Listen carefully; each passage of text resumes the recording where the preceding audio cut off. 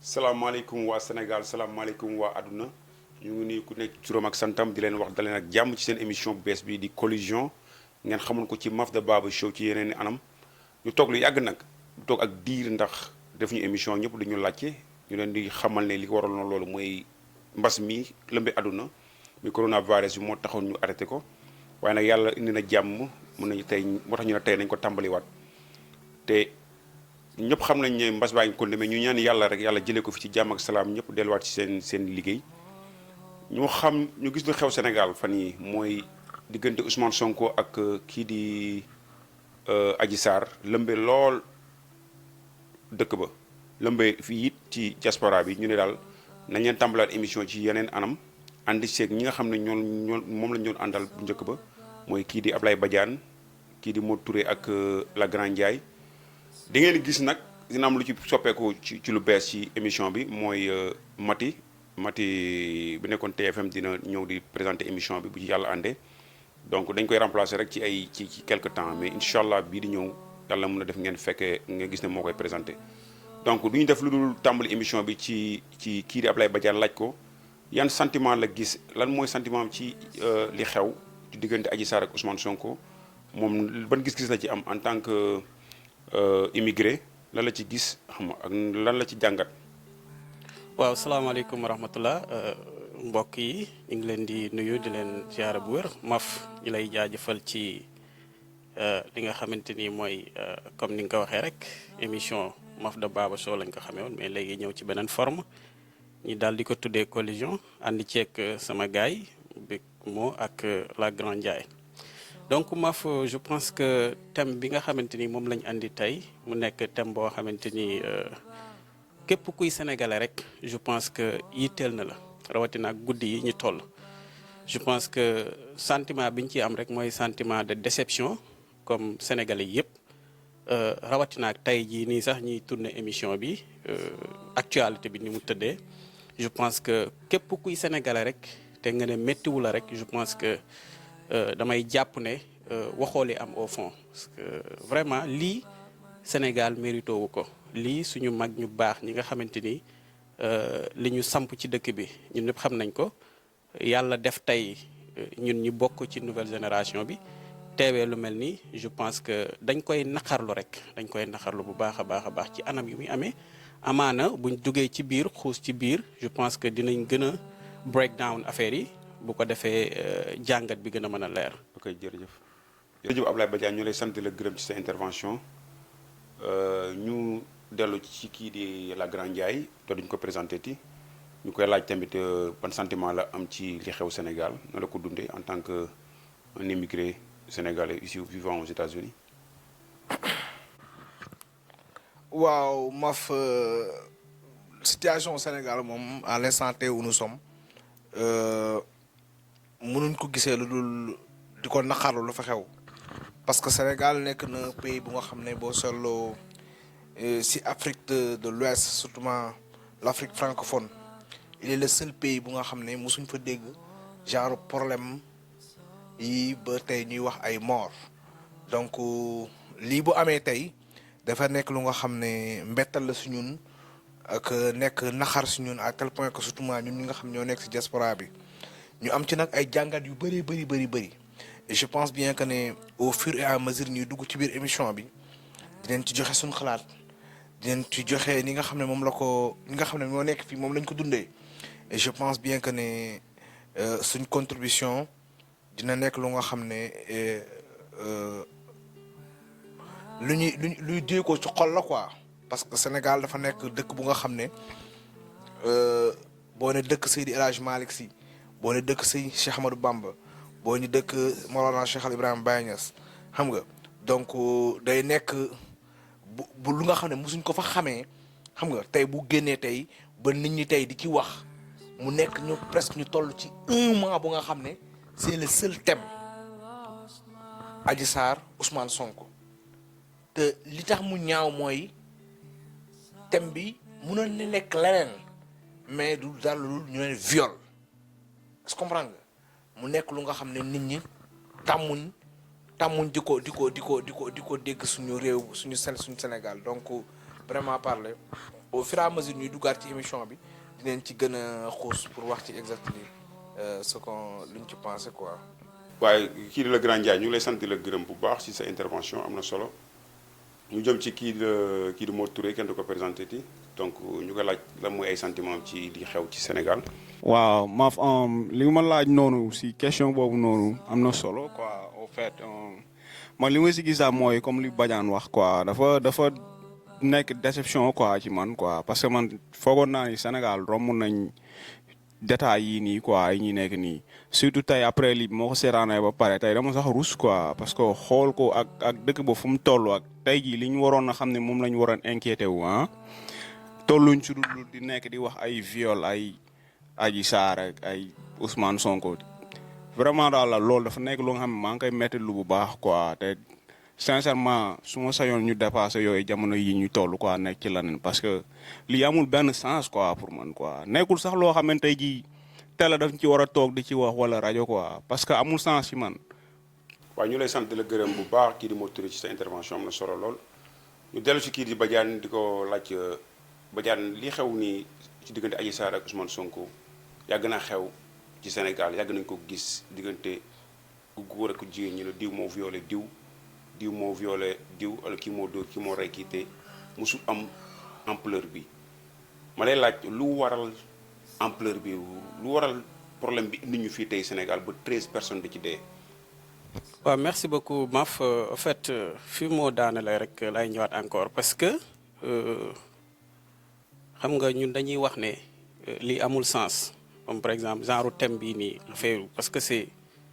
kenn xamul sax noo ko mën a tuddee mais à la longue à la fin day mujj am sens bi nga xamee ne comme ni nga ko waxee noonu am na ay nit ñu ci dee lu toll ni tey 13 personnes yoo xamante ni dee nañ ci loo xam ne daanaka source bi amul sens daal donc ça devient vraiment benn affaire boo xamante ni day finalement day am sens moo tax ñi toog fii di ci wax moo tax tey mu emporte li nga xamante ni mooy actualité Sénégal bi et je pense que lii lépp li ko andi chaque jour rek a jëfee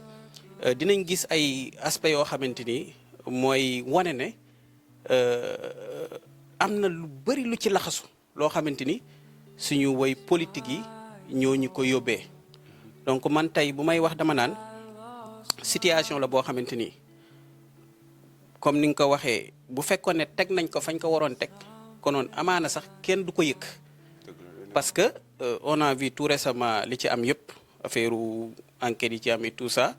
et ñi nga xamante ni ñëpp xam nañ lan mooy enquête xam nañ ñun par exemple suñu système nit boo porté nit plainte pour que plainte bi mën a aboutir ñu ngeen mën a dem ci wàllu yoon dafa am ay information yu clé yoo xamante ni sax au moins bu ngeen ko jotee dina mën a tax affaire bi mën a am continuité mais on a l'impression que ne tey jotoon nañ information yoo xamante ni ci début ba amuñu sens ba dañoo fausser lépp c'est-à-dire waruloon a sax jëm kaw léegi nag jëm kaw bi mu jëm kaw mooy wane ne li ci laxasu bari ne donc damay jàpp ne rek vu les événements jusqu'à présent lii dafa nekk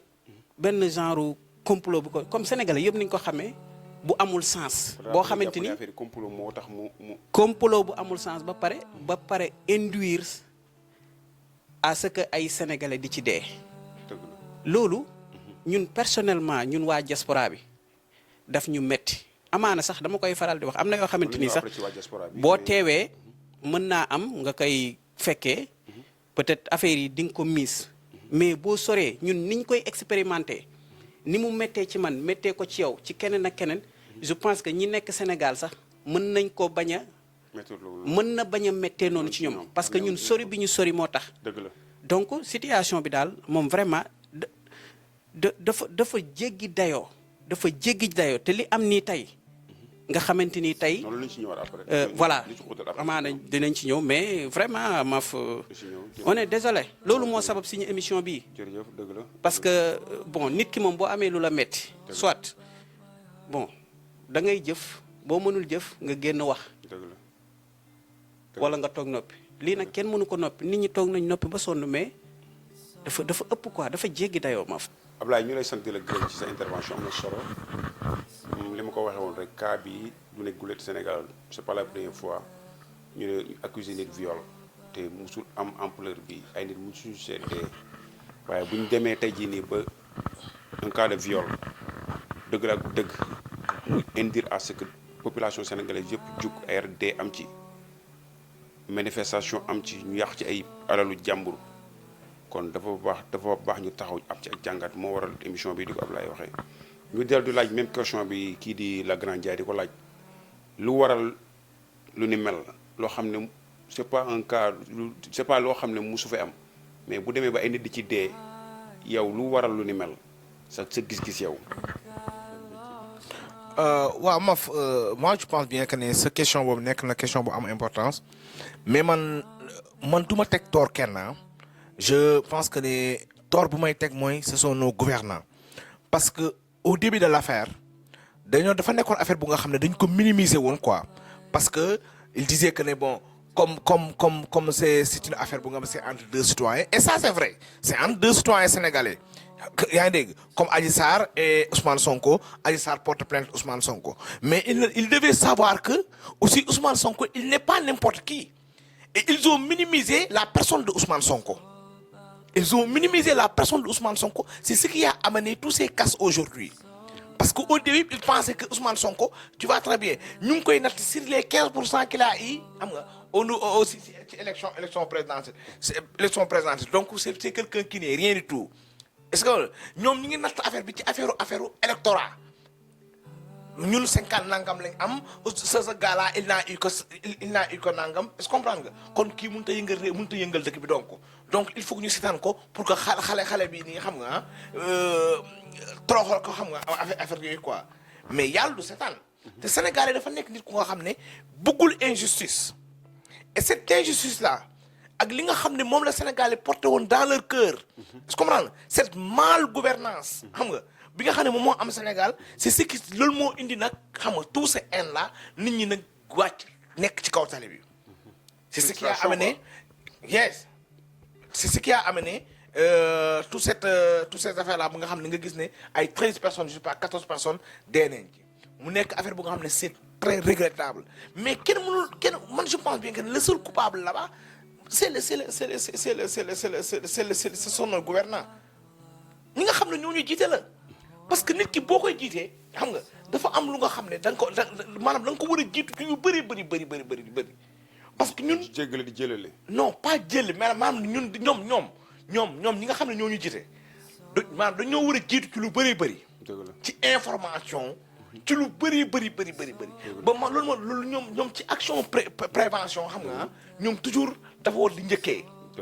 mais je pense bien que ne ils ont beaucoup minimisé cette affaire là à tel point que ne est-ce que comprendre nga maanaam kiwuñ ko maanaam joxoon ko benn importance bi xam nga c'est ce qui a amené parce que lii surprise la si ñoom surprise la si sur le président de la République surprise la ci gouvernement bi et je pense bien que ne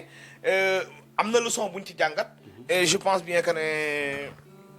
non loolu daal waaw dafa nekk na lu nga xam ne daal ñëwaat ci yow gën a yaatal ci kii jërëjëf kii di le Grand Ndiaye ñu lay sant di la gërëm ci sa intervention am na solo lool ñu ñëw kii ci Modou Touré di ko laaj même question bi que ne sénégalais moom day sot te ni ñu gisee gars yi ni ñu jógee yàq yi bëri kas yi bëri ñu koy laaj lu waral li ni mel te mu nekkoon un cas privé la ñu wax comme diggante ñaari nit un cas de viol nga xam ne c'est random comme ni ñu koy waxee maanaam day xew chaque jour te duñ dégg coow lu xew lu mel ni lu musul am Sénégal ci diggante ñaari nit rek lu waral li ni mel. au fait man li ma gis mooy comme ni nga ko waxee noonu quoi nu mu nekkee privé noonu suñu continuer woon bàyyi ko mu nekk privé rek je crois que ni du woon agsi fii nii quoi parce que moo tax gis nga bu Sonko defee sotti instant boobu mu ngi nekkoon privé ba léegi loolu la ñu doon wax ñoom gouvernement bi dañ ñëwoon seen affaire privé la seen yoon nekku ci. moom la entre moom procureur juge whatever right so instant boobu ñi ngi doon baax ba sa waay war a wuy ji ñu xam ne liñ jàpp dëgërul loolu moo taxoon problème yi am après dañ ko jëlee privé def ko politique loolu moo gën a yokk gars yi wàcc si mbedd mi parce que bu nekkoon ba léegi mi ngi nekkoon privé rek je pense que ni problème du woon am quoi parce que kon dina nekk entre boy bi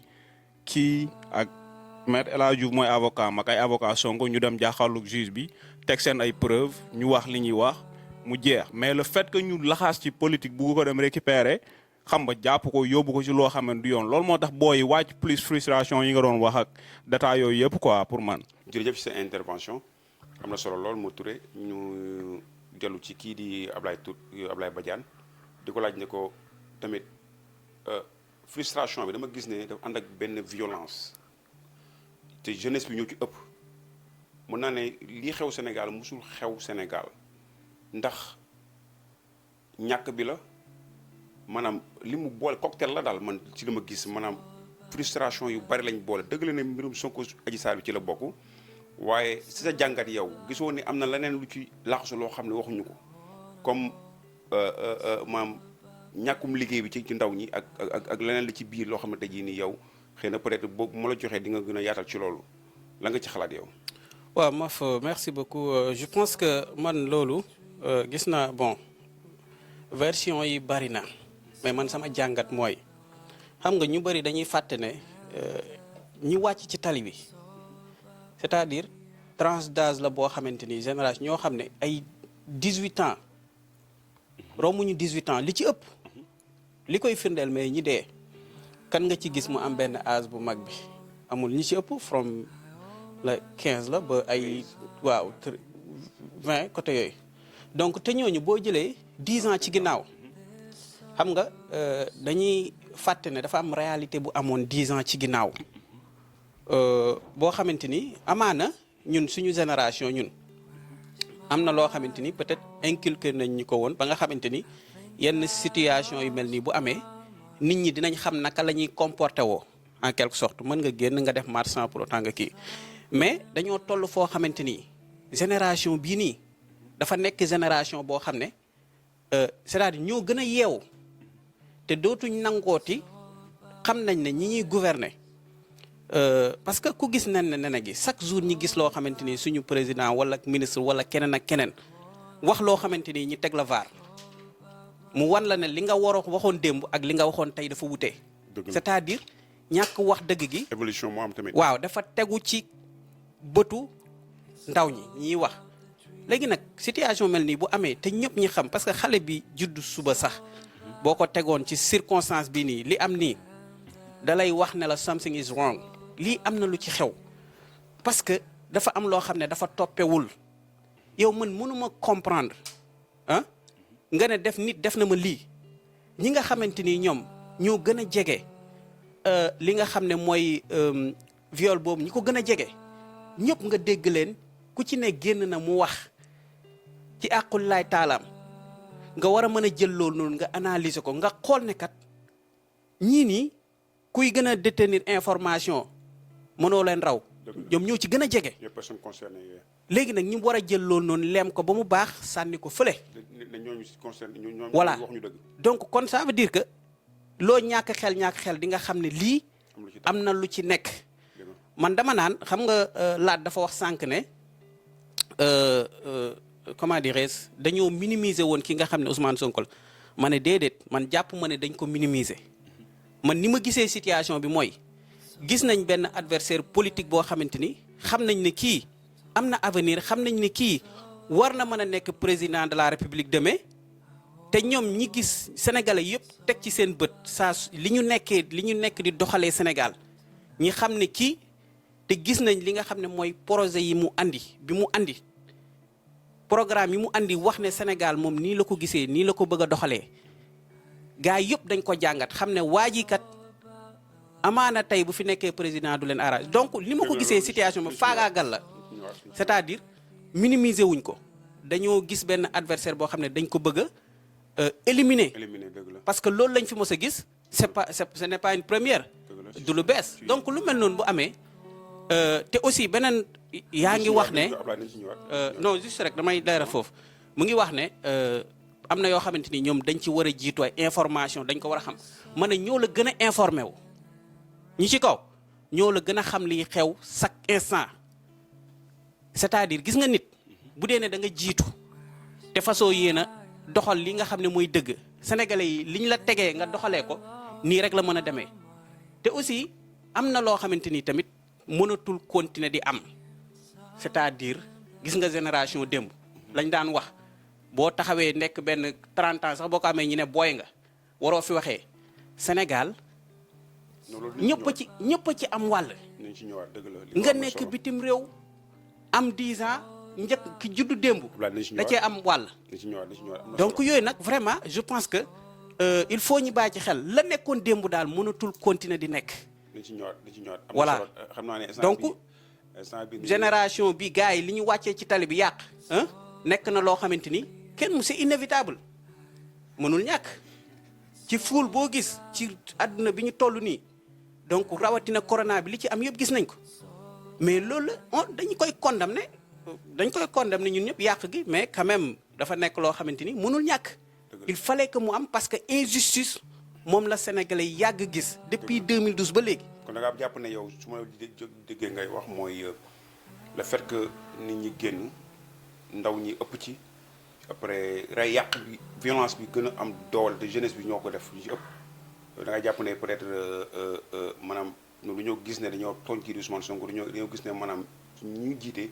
ñu ñay waxoon dëgg ndax bu tey dañuy wax li bu suwaa ñu wax leen ñu vaar leen ñoo lay sant la gërëm ci sa intervention am na solo lool dinañ ñëwaat ci yow gën a yaatal ci loolu ñu dem ci kii di le grand Ndiaye di ko laaj même question bi di ko wax ne ko bu ñu gisee ba jeunesse bi génn yàq bi bari lool te boo bu gisee li ñuy yàq li ci ëpp mooy li nga xam ne français yi ñoo ko moom li nga xam ne maanaam waa doomu Sénégal ñoo ko moom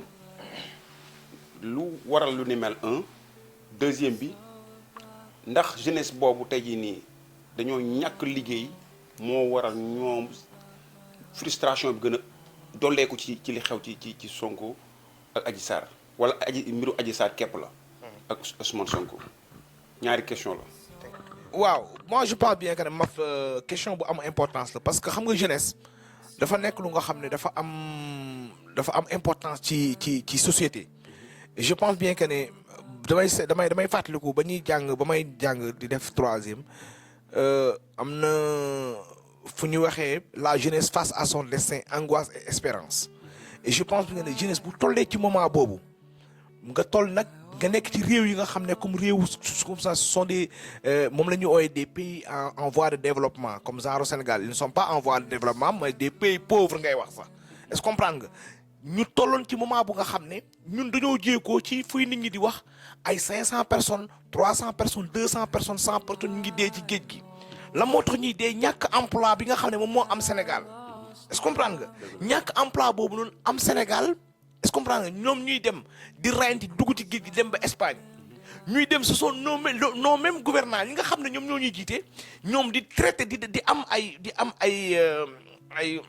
ay coopération yi nga xam ne moom la ñuy traité ak les pays espagnols les pays peut-être italiens ak français xam nga di repatrier ces jeunes là au Sénégal est-ce que comprendre nga ces jeunes là ils viennent avec une frustration léegi nag bu ñëwee nag xam nga fekk fa moment bu nga xam ne dañoo nekk xam nga dans landerneau politique est-ce que comprendre nga ñu ngi nekk ci benn jeu bu nga xam ne pour faagaagal benn opposant est-ce que comprendre nga léegi ñoom je pense bien que ne ñoom bu ñu génnee ci occasion boobu noonu xam nga loolu ci occasion boobu ñoom lañ génn xam nga pour mun génne seen naqar bi nga xam ne moom moo nekkoon seen xol yëpp. parce que ñi génn bien sûr que y a des partisans de Ousmane Sonko. mais aussi y a des partisans y a des gens yu nga xam ne y a une jeunesse bu nga xam ne c'est une jeunesse bu nga xam ne maanaam frustration moo leen génnee maanaam naqar moo leen génnee maanaam lañ doon am di ko toog ci bopp koñ yi di teg ataaya di ko ñaxtu naan gouvernement bi ñi baaxuñ dugg na fi génn fi te amuñ fu ñu jaaree wax ko xam nga ak leen doon naqari ci police bi ak leen doon naqari ci gendarmerie ak leen doon naqari ci suñ maanaam ci institution yi ci mairie bi wala quoi que ce soit ñoo ñëpp ñoo génn pour génn li nekk seen biir xol est-ce que comprendre nga dëgg la na nag am na des gens yoo xam ne rax nañ ci parce que ñooñu c'est ça leur métier xam nga ok ñoom rax nañ ci defati ne ma ñëw ci benn affaire bu nga xam ne wax nga ko mooy pourquoi ils ont attaqué li nga xam ne maanaam les entreprises maanaam li nga xam ne français yi rek ñoo ko moom boo seetloo les français parce que Sénégal on ne peut pas dire étranger parce que Sénégal boo seetloo Total c'est français ama la Eiffage c'est français Auchan c'est français est-ce que comprendre donc ci yooyu mais maf Sénégal dafa am histoire ak France ak la France te histoire bu Sénégal am ak la France ba léegi ba jeunesse bii di màgg xam nga ba ñi fi nekk du bët bu baax la ñuy xoolee la France. parce que ñun dañoo jàpp ne ñun ba léegi ñun dañoo jàpp ne muy man muy sama borom wala quoi que sax dañoo jàpp ne ci pauvreté bi nga xam ne moom lañ nekk ba léegi France moo ñu ko teg. dëgg la léegi nag ñun bu ñu gisee la France nag xam nga di ñëw nag au Sénégal xam nga di fa implanter ces entreprises est-ce que comprendre nga di jëlaat l'intérêt de ces entreprises là di ko yóbbuwaat France et tout est-ce que comprendre nga mais jeunesse bi day rancune boobu day nekk si ñoom. dëgg la mënuñ ci dara parce que c'est une coopération bilatérale entre le Sénégal et la France est-ce que comprendre nga mais après nag si genre occasion yi la nit ñi mën a génnee li nga xam ne moo nekk sama biir xol xam nga mën a def vengeance. parce que nag suñu histoire ak France dafa yàgg depuis l'esclavage ba léegi. dëgg la est-ce que comprendre nga. dañ jël si waat ci ok ci yooyu yëpp nag noonu haine boobu yëpp day ñëwaat nag tey xam nga ba kii parce que loolu warul bett Sénégal yi quoi warul bett Sénégal yi ñu gis vraiment jeunesse bi génn xam nga dem étagué Eiffage dem étagué Elton xam nga mais gars yi étagué woon kii EDK. dëgg la est-ce que comprendre nga parce que ça c'est national. est-ce que comprendre nga donc nañu waxante dëgg loolu lan moo ci nekk et je pense bien que ne au fait. waaw ñu lay sant di la gërëm le grand Ndiaye sa intervention am na solo lool jëm ci kii ci Modou Touré di ko laaj ne ko suñu gisee problème bi fu mu jógee mooy kii di Ousmane Sonko président Ousmane Sonko ci dem maasee wu ci barab boobu ñu tuddee Sweet Beauté xam nga ci yow sa gis-gis yow jàppoo ne Ousmane Sonko dafa fautif foofu le fait que mu dem ci barab bu mel noonu te mënoon a dem ci hôpital normal yi comme bu fekkee ne faj moo ko fa yóbboon.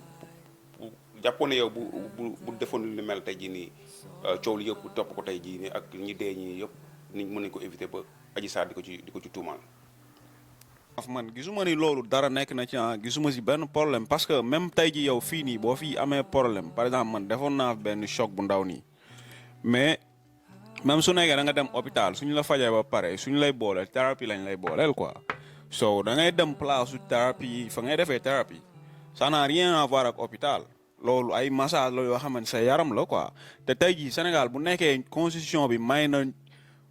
nit muy tijji place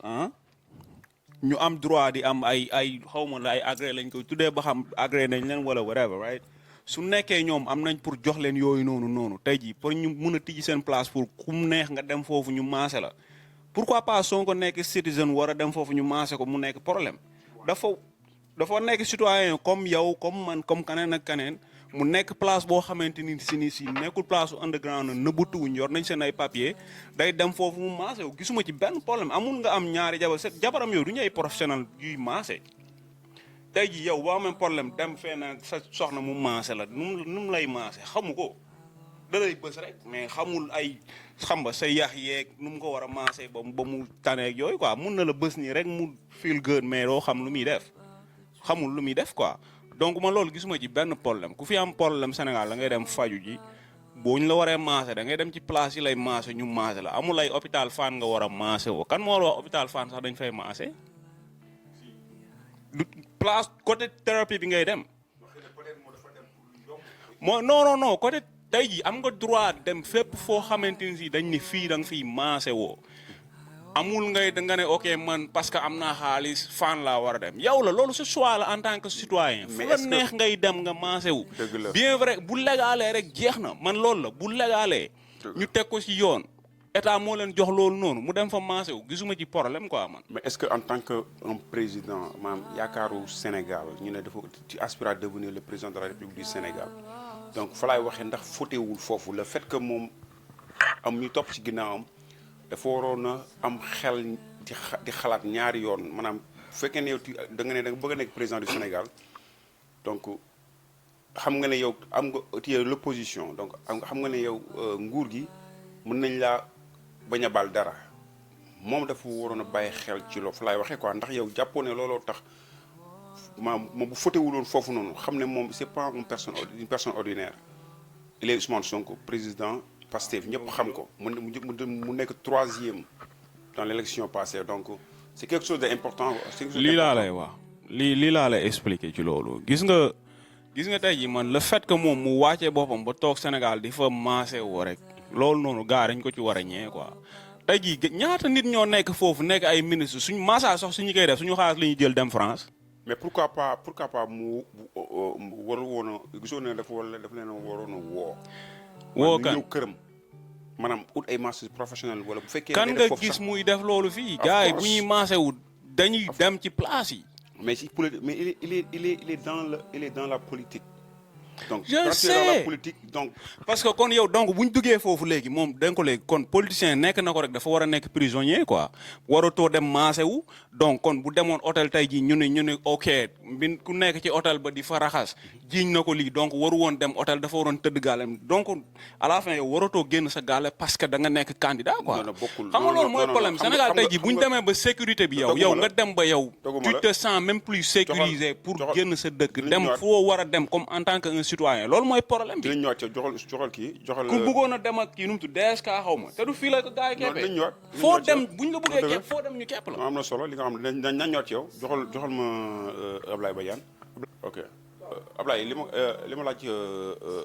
moo Touré laay laaj ba léegi mooy le fait que Ousmane Sonko dem foofu en tant que nga jàppoon ne yow moom su fekkoon ne woo na leen pour des masters professionnels ñëw ci kër gi di ko master parce que. bañ ñu tëgg ko ndëgg sërëxal parce que état bi du ko may dara jàppoo ne man si Ousmane Sonko était une personne ci man responsable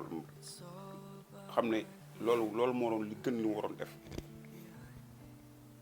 non Maf merci beaucoup. man en plus tamit bu la neexee nga tontu ci question bi ma la bëggoon laaj. parce que loolu juste moom moo ko laa ko posé mooy gisoon ne tamit comme la ñuy complot la gars yi naan complot du complot yow jàppoo ne yow tey jii nii état du Sénégal man jàppoo ne ndax. il est fautif tey jii bu problème bi eggi fii ba ñëpp di ci wax sëriñ seeg ñëpp. d'abord Maf man damay wax ne gis nga situation bi nii war na tax ñi xam ne kii nga xam ne mooy Ousmane Sonko bon lay kenn gënu ko nekk patriote parce que dafa joxe foofu benn exemple. xam nga kii wax na lu am solo suñu kilifa yi en général même massa sax buñ ko bëgg a def dañuy dem làqatu. jógee Sénégal dem bitim réew wala whatever so moom nag il a le courage te nekk na loo xamante ni nekkuloon lu bees loolu ñun ñëpp xam nañ ko yàgg na fa dem léegi foo xam ne yow dañ la jox li nga xamante ni mooy licence ne la lii mën nga ko fi def état du Sénégal jox la ko man ma nekk un citoyen te ñun chaque jour ku ci nekk day réclamer que citoyenneté kenn ëppale wu ci kenn. ay sénégalais lañ ñun ñëpp amul citoyen xam nga sénégalais de premier niveau wala sénégalais de deuxième classe wala amut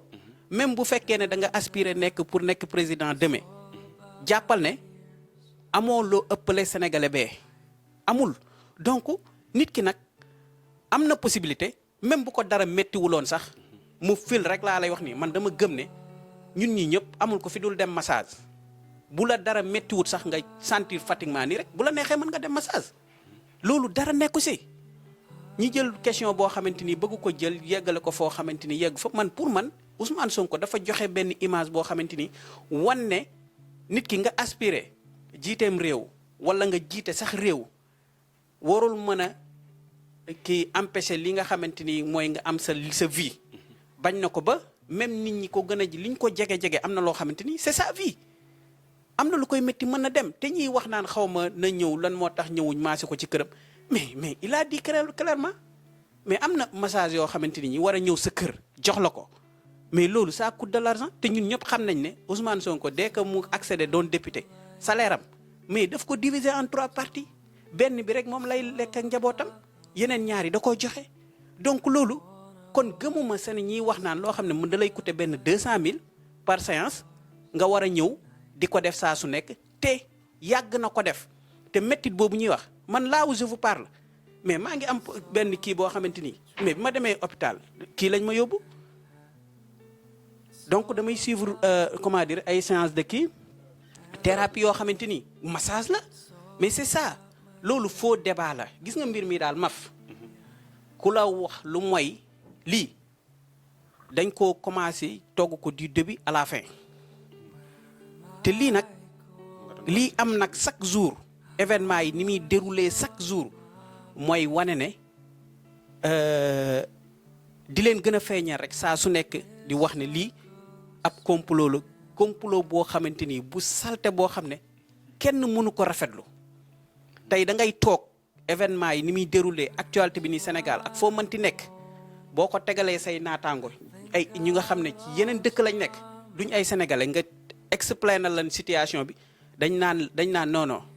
parce que nit ñi ñu ngi ci yeneen dimension quand même ñu ngi ci yeneen dimension ñun li nit ñi di dund fii nii dëkk bi ñu nekk waa dëkk bi li ñuy dund wallahi dafa gis nga ñoom ni ñu rawee ci côté comment dirais-je que ça soit économiquement seen xalaat noonu la ñu rawee ñun suñ dëkk ba situation bi ñu toll nii di xalaatee noonu bases yi nii nga xamante ni day gën a tardel dëkk bi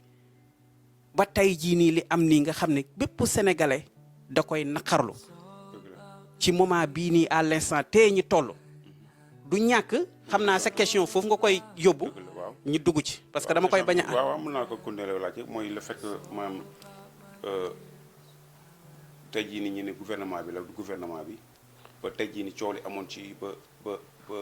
sëriñ bi ci Sëriñ Mountakha daf yónnee délégation sëriñ bu nekk yónnee délégation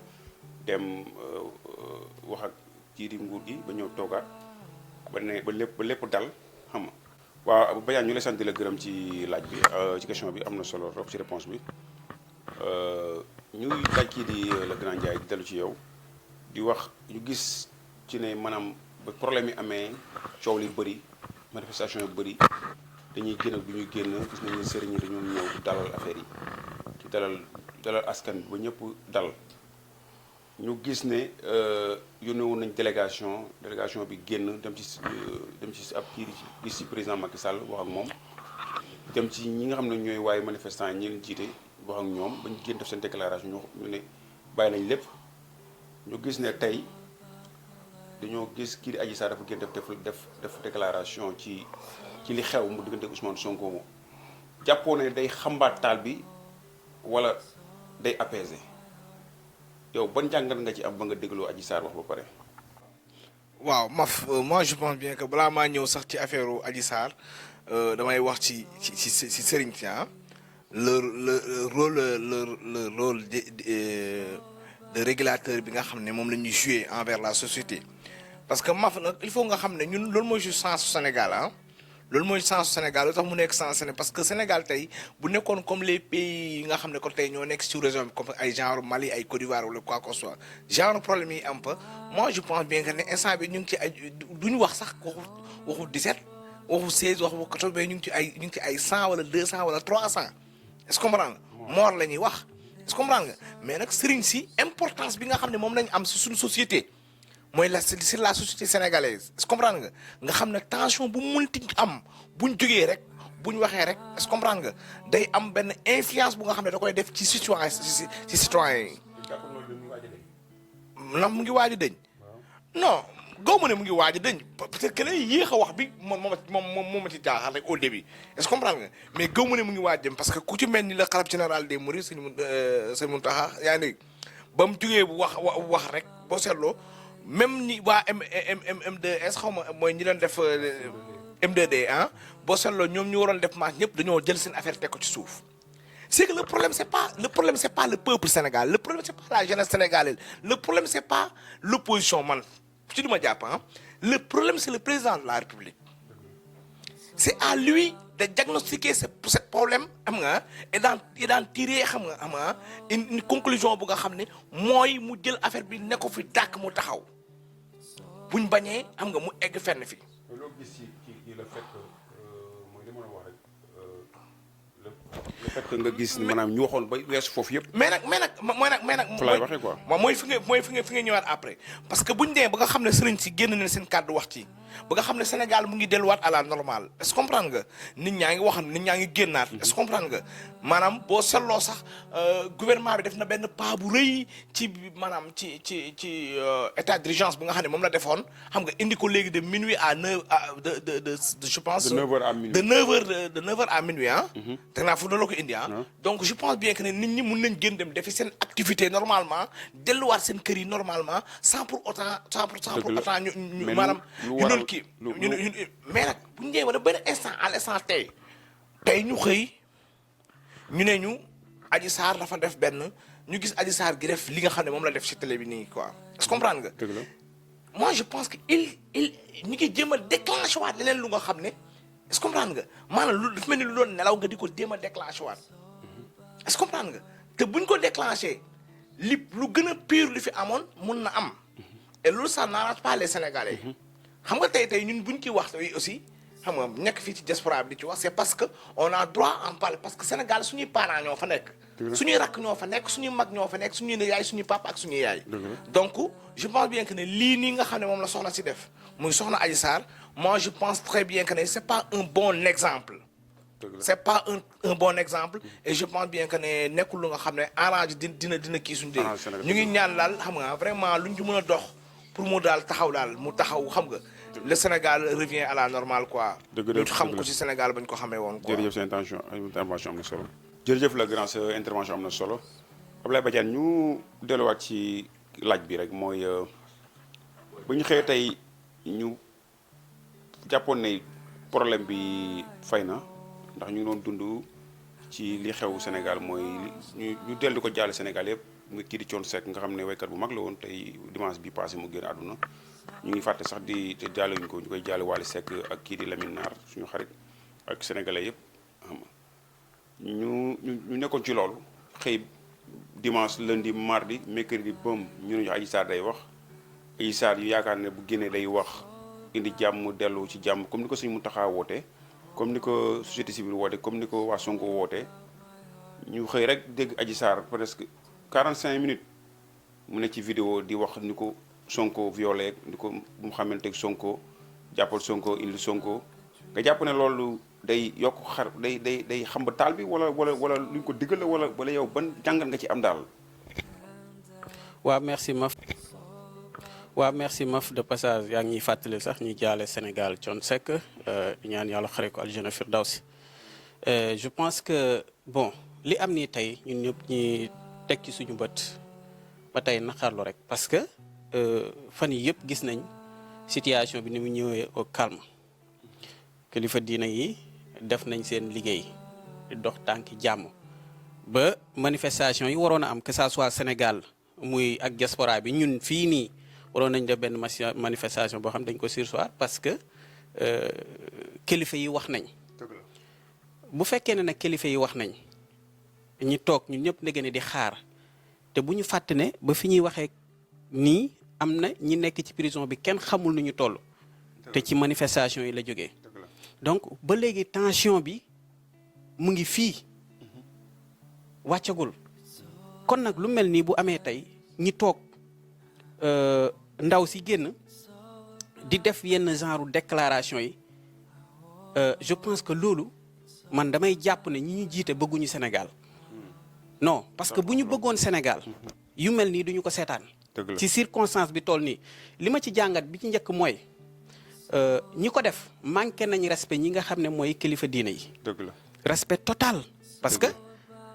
dafa am wax ju ñu wax ñun ñëpp ñi respecté ko toog di déggante kon nag ñoom mënuñoo toog di génn di def yenn genre déclaration yi nguur gi di ci gis di ci teg seen bët donc loolu dañ koy naxarlu loolu. yeelu doon nelaw la. beneen bi ci topp mooy. dogguma la Ablaye mooy le fait que tey jii nii boo xoolee mbir mi. kii di Sëñ Mountakha ak kilifa diine yëpp ñi nga xam dañoo nekk Sénégal dañoo def coalition boobu noonu maanaam dem laaj ba gars yi bëggee def marche bi dañoo dem laaj waa M2D ak ñoom Ousmane Sonko ñëpp seen i bëgg-bëgg ñu wax leen ko ba Sëñ Mountakha génnaat defaat benn déclaration ne dégg naa li ngeen wax léegi.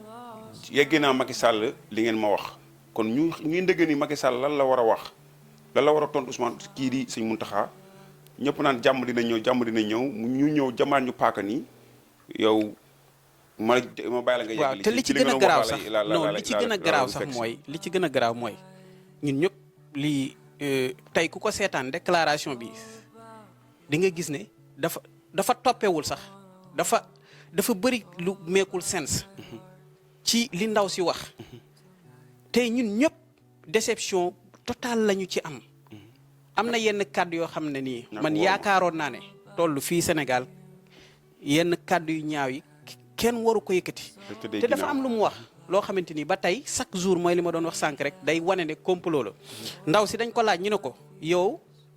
situation bi nii lan moo la ci lan nga xamante ni moom nga ci gën a ñaaw loo ci gën a métti mu ne moom li ko ci gën a métti mooy li ñuy wax ni complot la te président moom du ci dara foofu ma ne bu waxoon sax ne moom parce que yow yaa jiiñe yow dafa am lu la dal yow mi dara dal donc au lieu nga wax ci loolu nga jël loo xamante ni mu ngi ne fi weng nit ñi di ko wax far nga jël loolu far dëggal ko man dama jàpp ne li sénégalais yi di wax far ndaw si da koo dëggal te mu waxaat beneen affaire boo xamante ni je pense que aussi war nañ ci bàyyi xel mooy dafa ñëw di wax nit ki naan ko na waat yow xanaa balaa ngaa naan nit ki waatal yow kay waatal ba pare waatal ne lii kat bu fekkee ne amul nga jël kaamil nga waat man gis naa ne tey bu fekkoon ne moom li muy wax nii dañ ko def konoon defe naa dinañ nekk à l'aise même affaire yi booy xool da ngay gis ne montage la c'est-à-dire dañoo wan sénégalais yi ne live la te du live c'est-à-dire lu ñu jël def ay découpage te même ci biir ngay gis ñi lay poser ay questions ab avocat di la dagg donc ci question yu terre à terre yoo xamante ni nit ki même nit ki en répondant ay yenn affaires yi je pense que yow bu fekkee nga ne da nga tëdd ak nit am na lu ci am kon bu fekkee ne yow da nga ëmb wala lu mu mën ci doon mais tu dois être à l'aise de le dire te aussi beneen affaire bi nga xamante ni man je pense que gars yi bàyyi ci xel mooy yow dañ lay moom ñoom ñaar bi ñu nekkee ñoom ñett ñaari ndaw si ak moom mu ne ko ka la génnal tey dafa taxaw ne waa ji di ko violer tey à chaque fois day metti kon foofu xanaa bëgg mais bu fekkee ne da nga bëgg preuve lan moo gën a gaaw nga yooxu foofu noonu moment boobu instant boobu à l'instant T lan moo gën a gaaw nga yooxu boo yooxoo rek bu ñëwee dañuy gis affaire bi waaw am na lii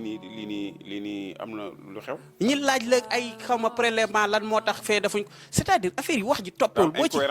incohérence bi ci nekk bu notoire la ba pare bëgg a yëngalaat Sénégal lii man je pense que benn sénégalais waru ko nangu dafa nekk situation boo xam ne benn sénégalais waru ko nangu ñëpp war nañ ko naxarlu parce que effectivement kii ni mu ko waxee Sénégal suñu yaay ñoo fa nekk suñu baay ñoo fa nekk ñëpp ñoo fa nekk mais am nañ ci kàddu am na loo xamante ni nag même bu fekkee ne dañoo am nguur goo xam ne dafa irresponsable bay mën a seetaan yu mel nii di am ba ay nit dee si 13 personnes te ba fi ñuy wax nii doo dégg fenn si seen communication ñi ne am na dañoo def nañ comment instruire nañ pour que ñii nga xam ne dañoo dee ñi mën a xam lan moo leen rey exactement di wax nit ñi fan lañ ci toll comme yeneen dëkk yi ni ñu koy defee benn nit sax bu dee chaque jour di nga gis ñiy toog di ci wax ne fii lañ toll donc loolu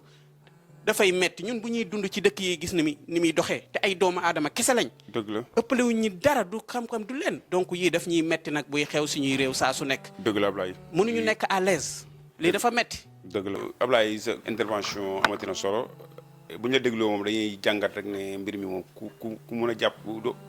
ñëwee du complot doo ko gëm ndax dafa doy waar daal maanaam le fait que Adji Sarr génn ak waxin bi ak. bind bi kayit bi ñu ko jox muy lire ak écouteurs yi maanaam dafa am ay incohérences yu ci nekk yoo xam ne ak dajaloo nag moo tax boo koy seetaan nga gis problème bi fu mu jógee ba fu mu yegg si tey doo mën a ñàkk ne ak loo maanu doo mën a ñàkk ne sa xel dem ci ne lii di complot la te ci nguur gi la jógee wax ñu ne waa nguur gi ko def mais ci loolu la ñuy gis so ñu gis ne maanaam c'est partagé kii di ñu ko laaj question bi di le grand Ndiaye ñu ne gis ne c'est partagé trop c'est partagé donc lan nga ci gis yow sa xalaat ci li Adji Sarr def tey. waaw mais Maf en toute sincérité loolu moom soxna Adji Sarr nu mu génnee tey ci télé bi nii wax moi je pense bien que ne sentiment bi ma ci am moom la ci beaucoup de Sénégalais am parce que mooy sentiment de déception. parce que lu tax ma ne sentiment de déception la parce que je pense bien que mooy li ma la wax rek am na fu ñu tolloon dafa am fu ñu jiyee ko am fu ñu egsi am fu ñu doon jëm fan leen jiyee ko ci ay ëmat leen jiyee ko parce que dañ fi nekk di wax problème Adji Sarr Sonko ñu dem ak li ci xaw ci yëpp est-ce que comprendre nga ba tey ñu jiyee ko ci ay ëmat ba di wax ay nit ñu dee est-ce que comprendre nga moi je pense que ne suñu sëriñ yi ak seen matuwaay est-ce que mën nga ak lépp luñ ci war a def ñu def ko ci. boo seetloo sëñ Mountakha li mu ci génn ci xaalis jox ko man ñi nga xam ne mooy famille ñi nga xam ne ñoom ñoo génn sax àdduna ak ñi blessé ñëpp mu jël ci alalam def ko ci est-ce que comprendre nga ngir maanaam ñu jël fat lépp pays bi nekkaat ci yoonu jàmm ñu xëy ay nit ay des moi je pense que c'est des gens immatures. Pourquoi parce que c'est pas la personne de Adji Sarr qui est importante mais ñi nga xam ne ñoo wër Adji Sarr c'est ça le problème parce que aussi boo nekkee xale bu jigéen aussi ay mag wër la moi je di la manipuler est-ce que comprendre nga di la waxloo ay yenn wax di la defloo ay yenn wax xam nga moi je pense bien que ne tolluñu woon ci moment boobu noonu ñu toll nii tey parce que dafa nekk moment bu nga xam ne ñaaw na lool sincèrement li xew tey nekk na lu nga xam ne ñaaw na lool te mun na indiwaat leneen nag lu nga xam ne kenn xamul fu mu ñu mën a yóbbu ëllëg yàlla suñu borom rek moo xam kon donc nag bu situation demee fii nag xam nga gars yi waroon nañ xool nu ñuy gën a tooyalee affaire yi mu gën a tempérer mu gën a wàcc moo gën ñuy gën a si yëgal tension bi chaque jour du ñu nag tympaniser sur le cas Adji Sarr Ousmane Sonko Adji Sarr Ousmane Sonko et je pense bien que ne mënatuñ fi def un jugement bu nga xam ne mun na jaaxal nit ñi parce que la société a déjà jugé les choses parce que affaire bi taxaw na Adji Sarr wax na Ousmane Sonko wax na les témoins wax nañ ñëpp wax nañ bu ñu demee ci juge ba aussi Adji Sarr lay wax les témoins yi dañuy wax est-ce que comprendre nga Ousmane Sonko day wax te lañ mënuñ ko wax Ousmane Sonko waxam mooy je n'ai pas fait Adji Sarr ne def na nangam ak lu mu fi wax yëpp ñu xool ci lu ay Sarr wax ndax am na cohérence ak lu Sonko wax ndax am na cohérence avocat yi défense wala quoi que sax te loolu yëpp nekk na sur la place publique la société a déjà jugé te fi nga xam ne moom lañ gis ne fa la dëgg gën a féetoo mais ma laaj benn question le fait que juge bi ne Ousmane Sonko amul droit wax ci cas bi wax ñi nga xam ne ñoo fekkee woon mbir mi mooy li nga xam ne ñooy ñi fekk affaire bi comme ñu suite biir ñu fa nekkoon bañ demee ci juge bi dana leen amatu leen droit wax ci cas bi le fait que Adji Sarr xaar ba tey am fitu tamit jël temps am wax ci cas bi loolu tamit sénégalais ma bëgg ñu bàyyi ci xel tamit dama lay ci li nga wax rek moo tax ma ne xaaral ma laal ci tuuti loolu c'est grave pour man le fait que Adji Sarr rek am fitu taxaw am droit wax ci cas bi te kii di Ousmane Sonko amul droit bi ak ñi nga xamante ji nii ñoo wër ñoom ñi nga xam ne ñoom ñooy les personnes concernées ci cas bi kenn amul droit wax ci cas bi ci góor sax ci loo xamante ji nii ñu jëm ci yoon dama lay fekk ci li nga wax rek après nga continuer ci sa lance mooy li ma la doon wax sànq xam nga l'affaire est déjà jugée sur la place publique est-ce que comprendre nga comme l'affaire est jugée sur la place publique nag est-ce que comprendre nga te dafa ne amoon benn partie bu nga xam ne kenn déggul woon au début est-ce que comprendre nga mooy partie Adji Sarr est-ce que comprendre nga et je pense que ne il ñoom nag ci loolu lañ basé wu est-ce que comprendre nga pour ñëw nag sur la place publique pour génne seen version mais ma ñëw parce que xam nga le juge a déjà dit à Ousmane Sonko je ne veux pas que vous parlez sur l'affaire est-ce que comprendre nga parce que yow bon da nga nekk ci lii et je pense bien que ni Ousmane Sonko nekkee ci position boobu et je pense bien que noonu la Adji Sarr war a nekk ci position boobu de ne pas parler sur le dossier est-ce que comprendre nga mais le problème mooy nag Adji Sarr nag bul fàtte ne il est protégé Adji Sarr il est protégé par qui? Par le pouvoir. Ok, non, il est protégé par le pouvoir même. Qu'on le dise ou bien qu'on ne le dise pas, c'est la vérité. Et les gens ne sont pas dupes. li nga am na solo foofu dama lay dagaat foofu tu laajal beneen question mooy jàppoon ne si l'affaire est publique comme tu le dis kon donc dañ ko def à l'américaine. L'affaire est sur la place publique. C'est sur la place publique. J'accepte peut-être suñu justice musul def loolu. Le cas de Adji Sarr Ousmane Sonko maanaam ça devient public comme tout le monde le sait. fii États-Unis bu amee cas yu mel noonu dañuy jugement bi day nekk public. dañuy woo télé yi woo médias yi ñu woo Adji Sarr woo Ousmane Sonko ñu atte leen publiquement un procès public lay nekk bu boobaa maanaam bu ko defee maanaam dañuy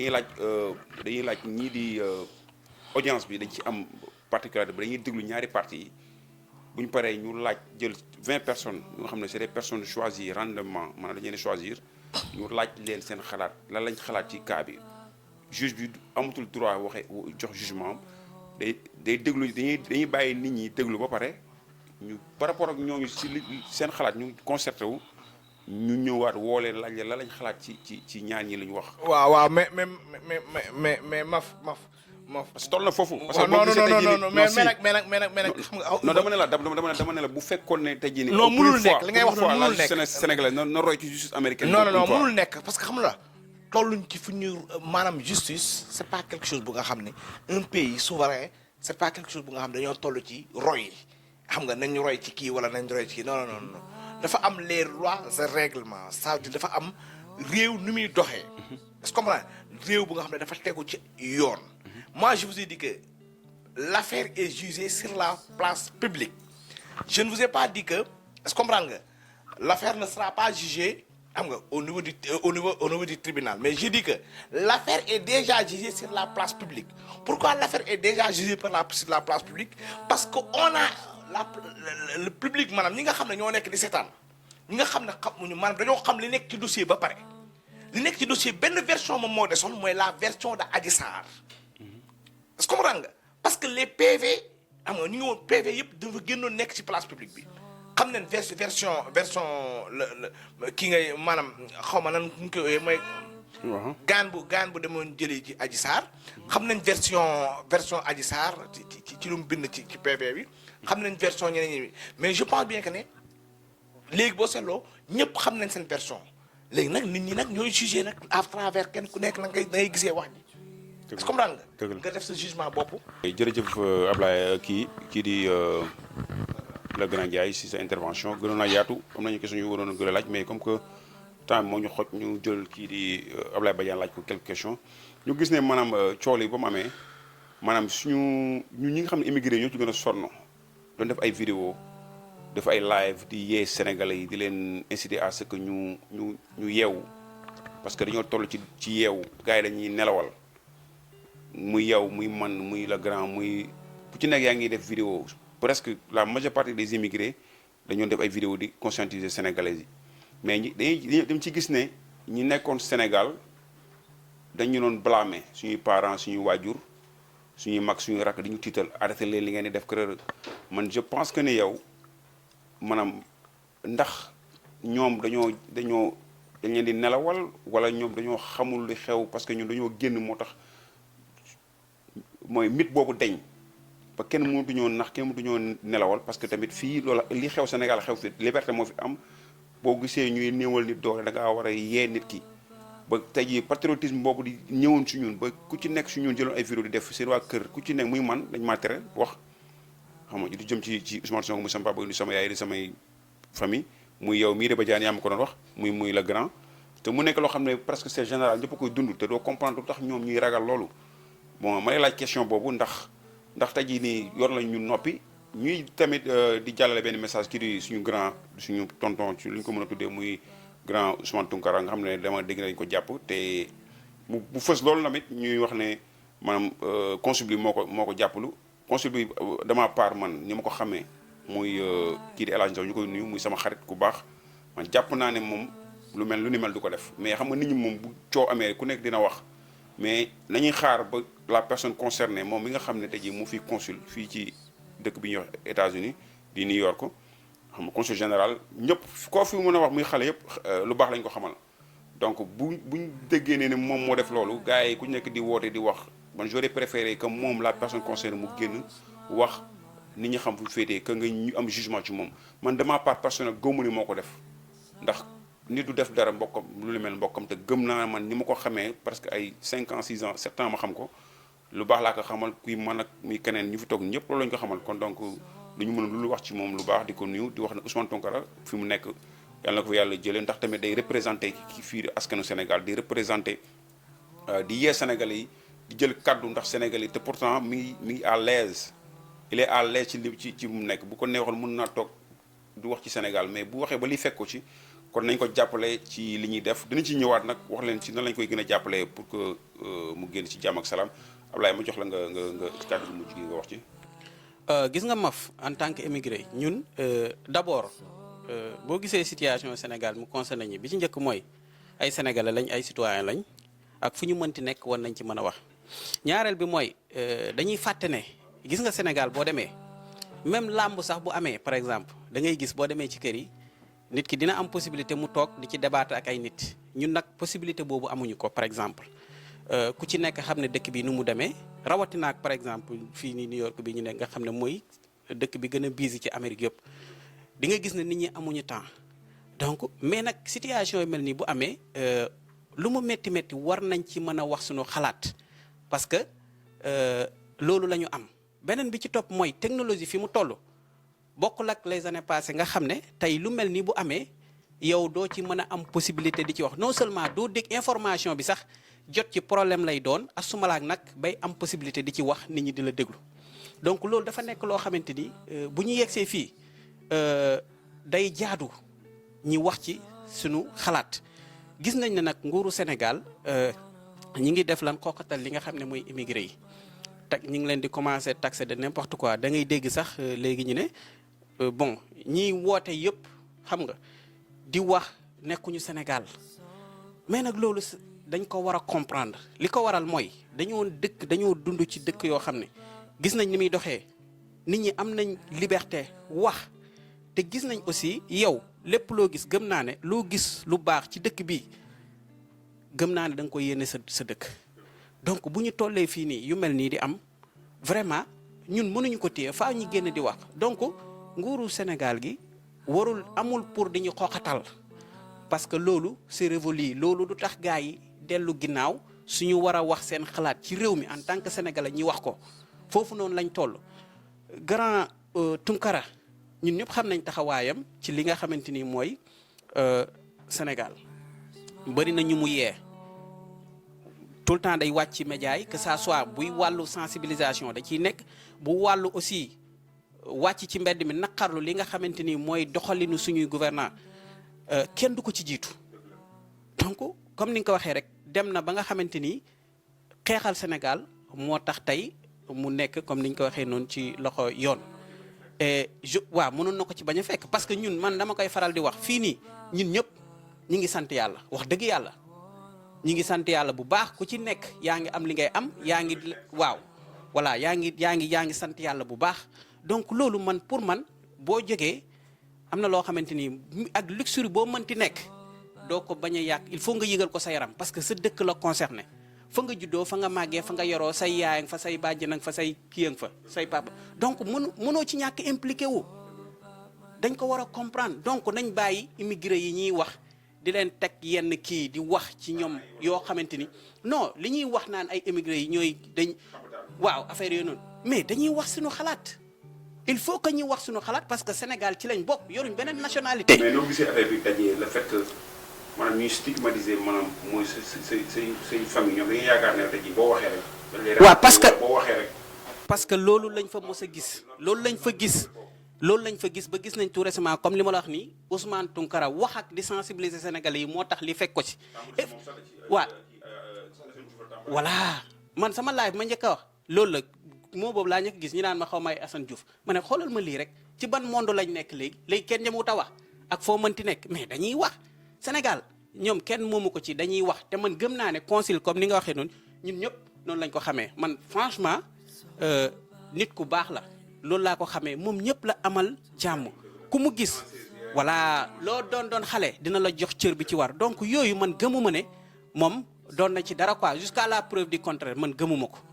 mais nag dañuy ñaan incha allah lii moom li nga xam ne dal na grand Ousmane Tounkara je pense que sénégalais yëpp ñun rawatina ak waa diaspora bi dañ ci gis seen bopp te incha allah lépp lu mu laaj ci taxaw boo xamante ni dinañ ko def parce que nguuru Sénégal warul faagaagal doomam rawatina si circonstances yu ñàkk fayda yii nga xamante ni ni mu doxee ñëpp gis nañ ko loolu duñu ko nangu te bu ñu yaakaar ne day tax sénégalais yi noppi bu ñu war a wax seen xalaat duñ ko wax dañuy nax seen bopp bu yeboo kon ñi pare bu fekkee ne ñoom dañoo pare pour yóbbu sénégalais yëpp bu yeboo ñi pare te xam ne kon bu dee ne mën nañ ko dinañ jël sénégalais yëpp yóbbu ko parce que nit ñi dañuy wax seen xalaat ci Sénégal parce que am na loo xamante ni man pour man boo ko dawee rek mooy yow nekkatoo citoyen te ñun ñëpp jàpp naa ne ay citoyen lañ te am nañ kàddu ci réew mi suñu cër ci mbir mi comme amuñ teewuñu ñi war a wax artu dinañ ko def parce que loolu moo ñu war te ñun ñëpp xam nañ ne ku artu ku ne di nga àtte loolu moo fi am te ñun génération bii moo koy faral di waxee am na loo xamante ni mënuñ ko bàyyi mu jàll dootul nekk waaw. ñi nga xam dañoo nekk fii ci bitim réew bu ñu sañoon bu ñu neexoon tey jii mën nañu taxaw di seetaan. voilà mais boo gisee ñi ëpp ñu engagé di def ay vidéo engagé wu ci situation bi nii di xew Sénégal c'est des personnes de l'étranger. voilà ñoo ciy gën a sonn ñoo ciy ëpp luy def vidéo di conscientiser nit ñi mais ñun la ñuy gën a sànni xeer ne ñun ñooy seetaane ñun ñooy tax gars yi génn ñun ñooy tax ñu jàpp leen kon lu ñu jiñ Ousmane Tounkara. ma jox la benn affaire dagguma la. tout récemment dama gis koo xam ne rakku jabaru njiitu réew mi la. def post ñëpp di ko gis ci Facebook bi dang bind wax yoo xam ne man wallahi lazimi ñemewuma ci jaar. dëgg la ci cas bu mel nii. c'est-à-dire arrogance boo xamante ni ci ñi nga xam ne ñoo ñu jiite. ñoom sañ nañoo wax mais ñun ñu nekk immigré. après ñi gis ne nit ñaa ngi commencé kii rek ñi dem mu supprimer post boobu noonu. dëgg la donc te loolu daf ko jëmale woon beneen wax boo xam ne ci immigré yi la. mu ne ñun ay maanaam immigré ay bon lañ quoi. c'est-à-dire ay mbindaan lañu fi ñu nekk nañ ñu comprendre bu ñuy wax nee na bu ñuy fir wax suñuy naxar nañ ñu comprendre parce que ay bon lañ fi ñu nekk mu def ko ci Facebook am xam nga loolu c'est grave ba léegi nii may wax ak yéen ku dem xool ko mën naa am boobu noonu moom dindu ko woon. dëgg la mais xam nga le sénégalais. xam nga doguma la Ablaye le sénégalais qui vit au Sénégal le sénégalais qui vit au Sénégal ne peut pas voir mënul gis am gis-gis ci liñ koy wax ñoom dañuy jàpp ne rek. yu ëpp si ñoom dañuy jàpp ne dañ leen di pousser à ce que ñu rey leen wala dañuy pousser à ce que ñu taal Sénégal alors que demeewul noonu da ngay nekk ci dëkk bi nga nekk États-Unis ñu may la jàmm ak salaam may la possibilité nga exprimer wu sa talent su dee warkat nga su dee dawal taxi su dee da ngay jaay ak lu mu muti dañ leen may lu mu bon dañu jox sa respect jox la sa cër kenn du la buntu xataal mais nga gis sa réew yow ñuy buntu xataal ay doomu aadama di leen jox di leen teg ay toor yoo xam ne da ngaa lii mënut a nekk xaaral ma yee ñii ñun fi ñu nekk fii li am fi bu leen nangu li ngeen di teg njiit yi duñ seen yàlla duñ seen yonent loolu rek moo ñu ci moo leen ci jublu mais du yee fitna Sénégal ñun kenn mu gën ñu koo mën a bëgg ndax ñu ay sénégalais lañ suñu papa ak suñu yaay suñu rak ñu ngi fa kon bu ñu jëlee suñu kàddu di wax te mënoon a noppi ndax ñu ngi yàlla ngi suturaal di suturaal ñu fi nekk ñëpp yaa ngi fay sa kër di nekk si jàmm ak salaam ci sutura ak jàmm ak salaam di dimbali sa njaboot kon buñ ci duggee ci cadre du Sénégal da ci wax rek c'est parce que ni dañoo gis ne dañoo war a wax te buñ koy def ñuy jàpp suñu gouvernement ak ku mënti doon di jàpp nit ñi di leen yóbbu Sénégal parce que gis nañ ne maanaam war nañ leen mën a firndaal ma pour man dañoo échoué ku mënti doon ko def lii ak ku ko def ci Assane Diouf ki ko def ci Ousmane Tounkara maanaam yow boo jàppee ne ci li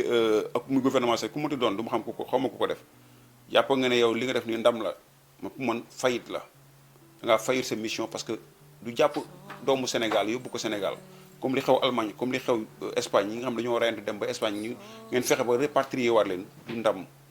ak bu fekkee ne dañoo lu ñu mën a tàdd ci réew moom noonu nga baleen fa moo gën ndax bu ñëwee Sénégal du yàlla ni jox liggéey donc kon ni ko bu reyantee ba dem man damaa jàpp ne nga war a jox cëram ndax fayaloo ko paasam coono ba mu daj ci yoon bi joxu ko kon respect bi mooy nga nangul ko moom décision mooy bëggatul toog Sénégal dem nga nangul ko loolu mais dem fekk ko fa jëlee ko fa ne non day delloo Sénégal te bu ñëwee da nga koy taxaw di ko seetaan loolu c'est un peu lâche pour man ngeen baal ma ci kàddu gi. ñuy sant Ablaye di sant kii di le grand Ndiaye ak kii di Modou Touré ci émission bii di collision ñu ak kii di grand Ala nga xam ne moo yor wàllum caméra bi ñu koy sant mu grand bu baax grand bu wàccee boppam grand bu xol bu rafet. waaw koo xam ne incha allahu rabbi képp koo xam ne yaa ngi fii New York te soxla ku la filmer sa ngénte sa mariage wala événement boo mënti am boo ko woowee dina la filmer jël temps te du la chargé lu bëri. waaw kooku moom maa leen wax grand Ala la numéro bi dinañ ko bind ci titrage bi di ngeen ko gis sous titrage bi ñu leen di sant di leen gërëm ci émission bii di collision xëy na peut-être dañ ko dagg mais bii di ñëw dinañ ko gën a yaatal te kii di Mati dina ñëw présenté leen ko incha allah rek bu ci yàlla àndee ñu ñëwaat ci yeneen i thème day yaatu bu politique rek la ñuy wax dinañ wax ci sport wax ci li xew actualité ci monde bi ci Sénégal fii ci États-Unis ñuy sant di gërëm képp koo xam ne xamee nga ñu ci caméra yi kii di comme suñu xarit kii di Lirou Diane ñu amay soppe yoo xam ne foog ñu tudd leen muy kii di Lirou Diane ak képp koo xam ne mbër nga di ñëw sama place ak ñoo xam ne samay xarit lañ kii di Sankara Mbaye ñoom ñëpp maa leen di gërëm di leen ziar ci seen di leen sant di leen gërëm collision la woon ci anam bii nii bu bees fii ci kër nu mu tudd kër Ablaye Badiane soxnaam bu baax bi kii di Fatou defal ñu ay teraanga yu am solo waaw bee passé dañ ko fàtte woon nag mais bii dañ ko fàtte dafa ñu teraanga ñu lekk ba suur naan ba mandi xam naa ne nañ leen ko wan la grand nag moo lekk bi yëpp xam nga ñu sant di gërëm bu baax a baax amuñu fayam ndax suñu soxna la defat nañu toppatoo nañu ñëw nañu ci kër gi instant bi nii xam nga déranger fii di wax xam nga non c'est extraordinaire ñu koy sant di ko gërëm di ko ñaanal yàlla bu mu am ñaareel jërëjëf wax ji rafet na